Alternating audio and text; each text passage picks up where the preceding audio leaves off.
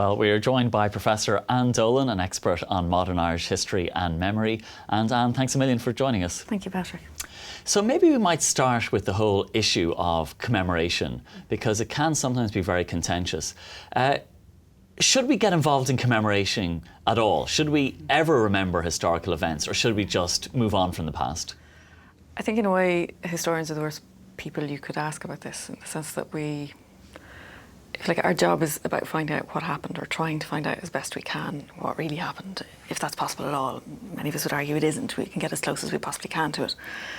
People who commemorate, in some ways, they want to bring to the surface a very particular set of ideals, a particular individual. They go from one set of events to the next. They almost go on a Cook's tour of the important events, or the important events as they define them.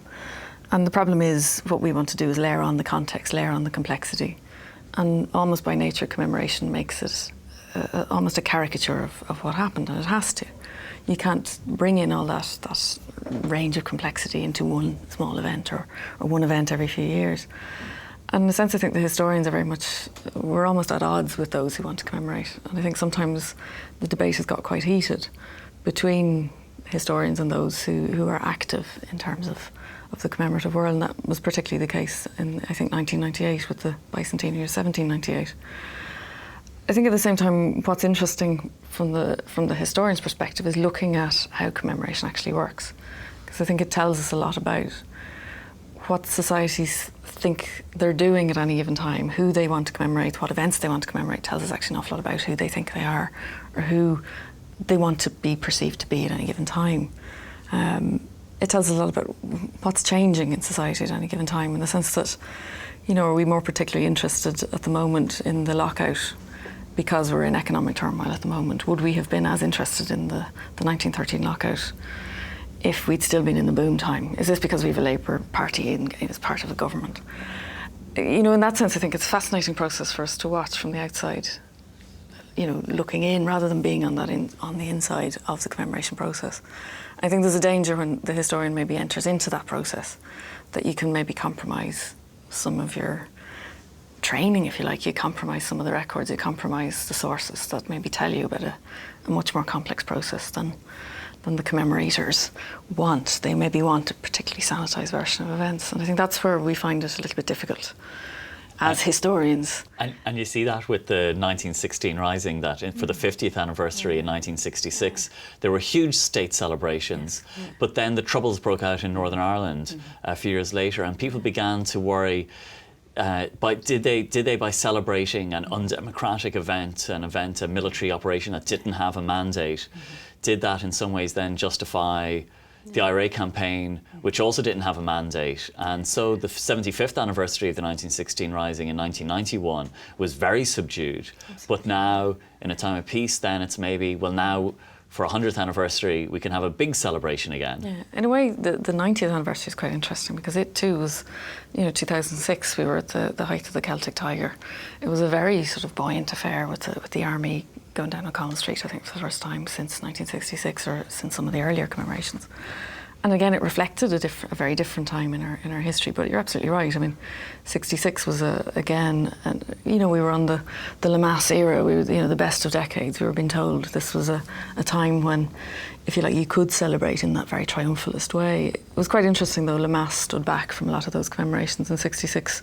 De Valera was the key figure in all of those events. But I think you're right as well. I mean, many in Northern Ireland, certainly within the Northern government at that time, felt it had inspired a certain, if you like, triumphalism.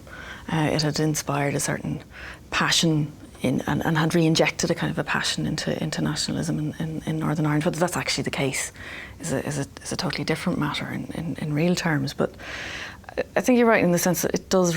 It very clearly reflects these can be very tense events depending on the time that it's all happening in. And in a sense, the Irish state has had a very awkward relationship with its past, and by the nature of its beginnings in terms of the Anglo-Irish Treaty and then the Civil War that very quickly followed it, there's always been a sense of the state, when it's trying to remember these events, it's a case of, well, don't do what we've done, but now do what we say. Do what we now say. we want to celebrate these things, but don't copy them. Don't go out there and have another rebellion. And for a long time there was a sense of who takes ownership of these events. And it's a very difficult thing when the state begins in civil war. Both sides claim ownership to it. So then, the message becomes a very complex one. The message becomes a very careful one. How do you communicate that message without giving, if you like, inspiration to another generation to say, well, why can't we rise now? The job isn't finished as far as the anti-treatyites are concerned. They take inspiration from 1916.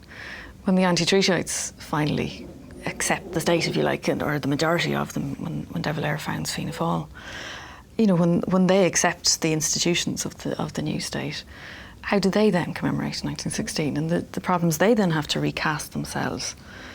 When still there are those on the outside who say, no, this isn't a genuine reflection of their views. There's still the 6 counties as they see it. They don't recognise Northern Ireland.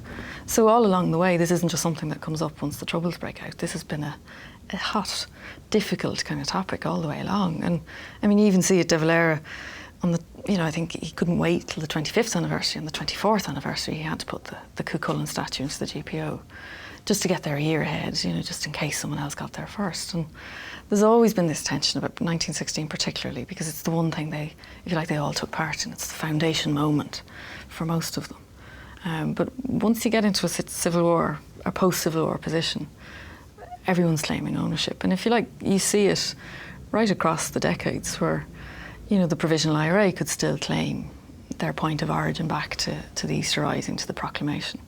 So if everybody's claiming this thing, it makes it very interesting for us, I think, as historians to look at it and what it tells us about the various different periods that these people are operating in. Can I ask you for your thoughts on the 1916 Rising, and in particular the leaders? Because Michael Collins was there in the GPO and he didn't admire Pearse. No. He thought Pearse was just some kind of dreamer. Yes, yeah. But he did admire James Connolly. And I think as time has gone on, I think maybe James Connolly, his stock has risen, yes, absolutely. And Pearse's stock has fallen. He's seen as kind of a bit of an oddball. Mm-hmm.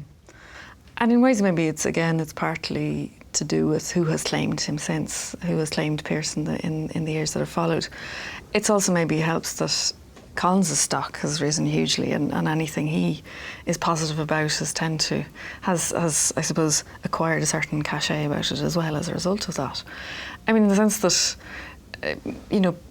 you see it with Collins later on, in the sense that we're not going to have another failure like 1916. This is someone who wants to get things done, who wants whatever's going to happen to make a difference, and to make a very significant difference and a very practical difference. He's a man of action as opposed to someone who sits and dreams. And I think in a way he has become such an important figure, and his rise to prominence is maybe far more interesting than whether Connolly is back in vogue or not. I think in a way Connolly is also riding the crest of the wave of our current fascination with 1913, whether Connolly will keep that momentum after the history of the lockout and the Rising, or the centenary of both of those events, I'm not so sure. Well, can I ask you about Collins then?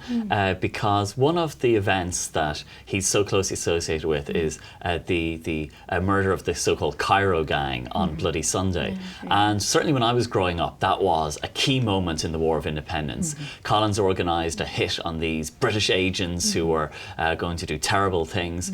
But as your work and others have shown, it was far more complicated than that, and some of these people might have been innocent, and they were shot in front of their wives. And I think some of the wives were shot, and the people who shot them suffered from trauma afterwards. And it's a far more brutal story than certainly the story I grew up with. Yeah, and in a way this is one of the big challenges that Commemoration presents to us as historians, because instinctively we want to bring that detail out. We want to engage with debates around war and how war affects individuals who fight, which is one of the key developments in certainly the history of the First World War and the Second World War in Vietnam in recent decades.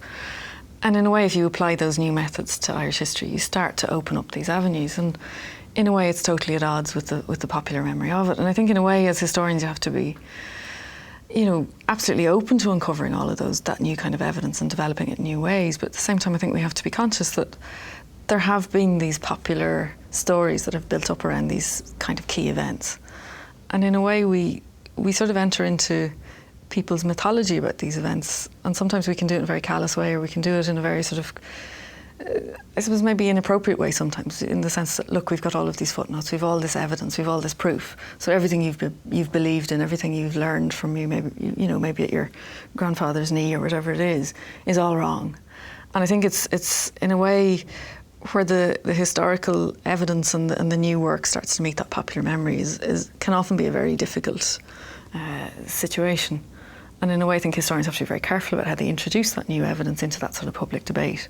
But I think you're right in the sense that there is a much more complex story there, and as part of our job is to maybe communicate that effectively, so that we don't, if you like, undermine the event and why it means something to people. Because obviously it does mean a huge amount to people, and there's that sense of it, particularly Con's association, as you said, with Bloody Sunday, has taken on a sort of a very almost iconic status in a way, that he wiped out the British intelligence system. He didn't. He just exposed its weaknesses. It became better.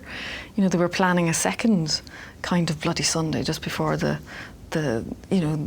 truce was called, which suggests the fact that he hadn't wiped out anything really. So in a way, though, I think we do have to be quite careful with this material, and that's why I think people get quite upset about when you do contradict the popular memory of it, and you have to be quite careful of the popular memory, because there are those things that people want to be able to stand up and feel their heart beat a bit faster, as they sometimes do when they're singing the national anthem at a football match or at a rugby match, whatever that it is. Some of these things do mean an awful lot to people, and what I think partly what maybe we should think about, why do they mean so much to people? How have they become the iconic moment or the iconic day or the key event that's made all the difference? Why do some things get established in our memory that way and other things don't?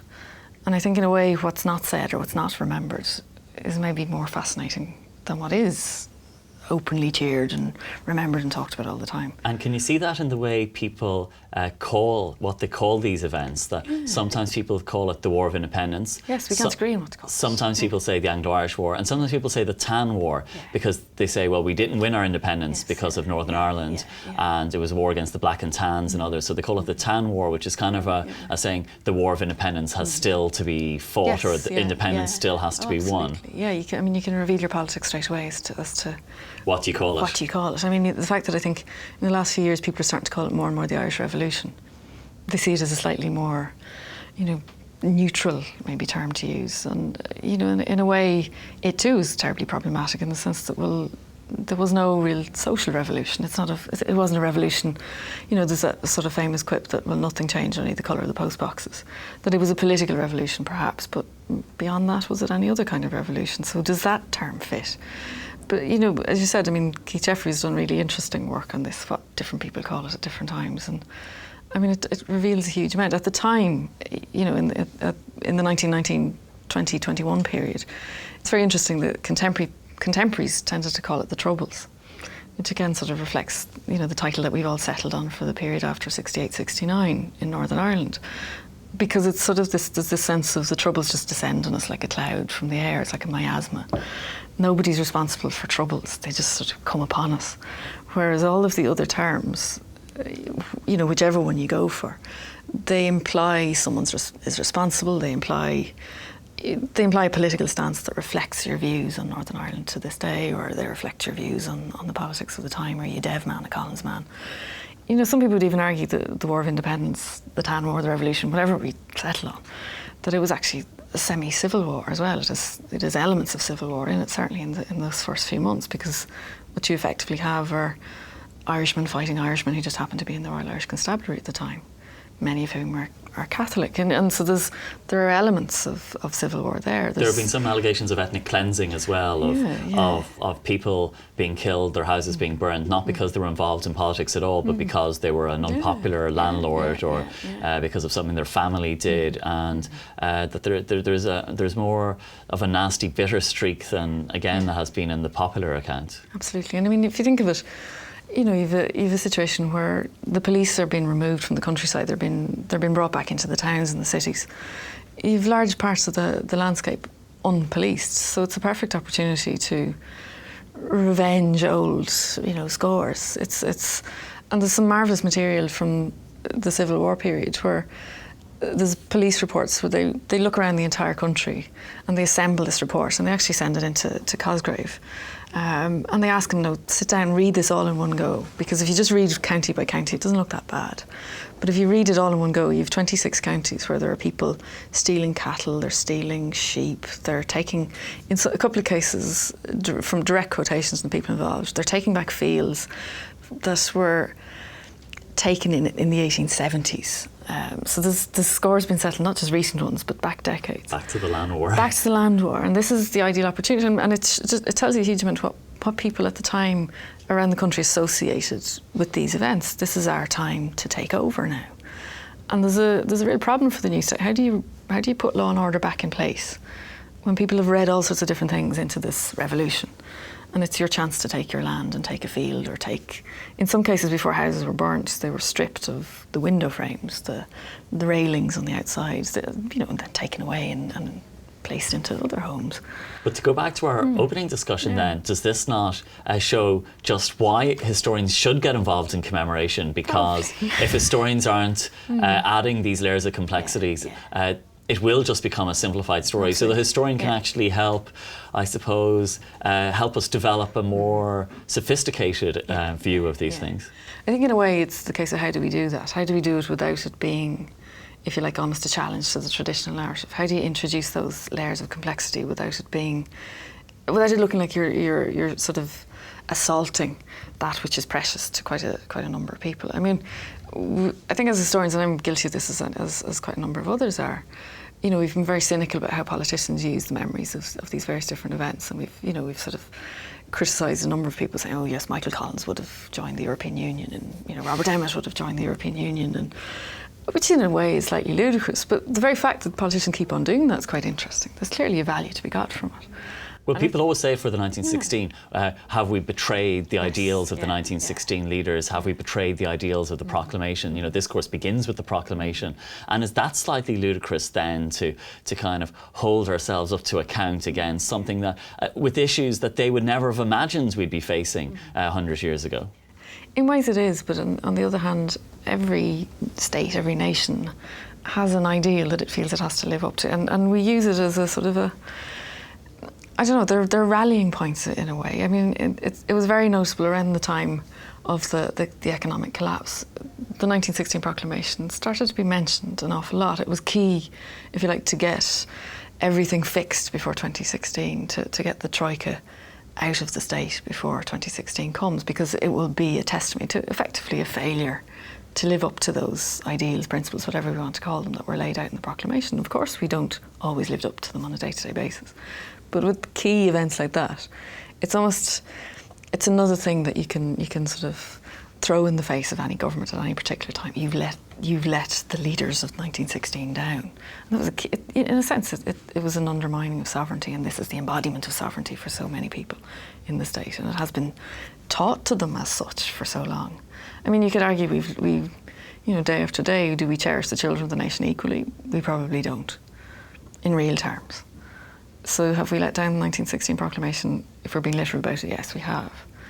Although they would have meant it in a more wider... They would have meant it in an absolutely different way. They would have meant it in terms of north and south, and not little kids. Absolutely. And again, that's a line that's often... That's regularly brought to the fore, particularly around debates around the last referendum on the position of children under the Constitution. Yeah, if you Google that phrase, you'll find loads of people quoting it without understanding the context at all. Yeah. And it's applied incredibly literally. And in some ways, again, as you said a few minutes ago, it's the historian's job to get in there and to reapply the contemporary context, to explain that document as it was created at the time, explain what it maybe meant at the time. What it didn't mean at the time is maybe equally important. But, as you said, there's that sense of, it tells us a lot about who we think we are now. And that's why I think the commemorative process is absolutely fascinating for historians, because it tells us a huge amount about what we would like the future to remember us as now. And that's a very convoluted way of putting it.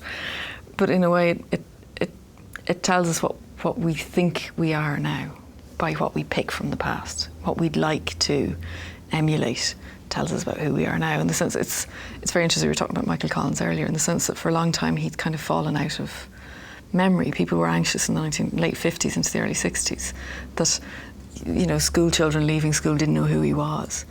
And in a way now he's the dominant figure, one of the key figures in this whole period. And you wouldn't have maybe thought that in the late 1960s. Arguably Neil Jordan has put him where he is. It depends. We pick things for different reasons, and in a way, what's interesting about Commemoration is to see, if you like, the trends that are there. The fashion things come and go in and out of commemorative fashion as they do in any other fashion. And in a way, what we don't talk about tells us a lot about who we are now and what we like to think we are now. In the sense that, the treaty is maybe a more important document in terms of the foundation of the state than the 1916 Proclamation, but yet that will never be elevated to those terms or to those levels. And as historians, maybe we have to try and engage with why is that the case. Okay, Professor Anne Dolan, thank you very much. You've given us an awful lot to think about. Thank you very much. Patrick.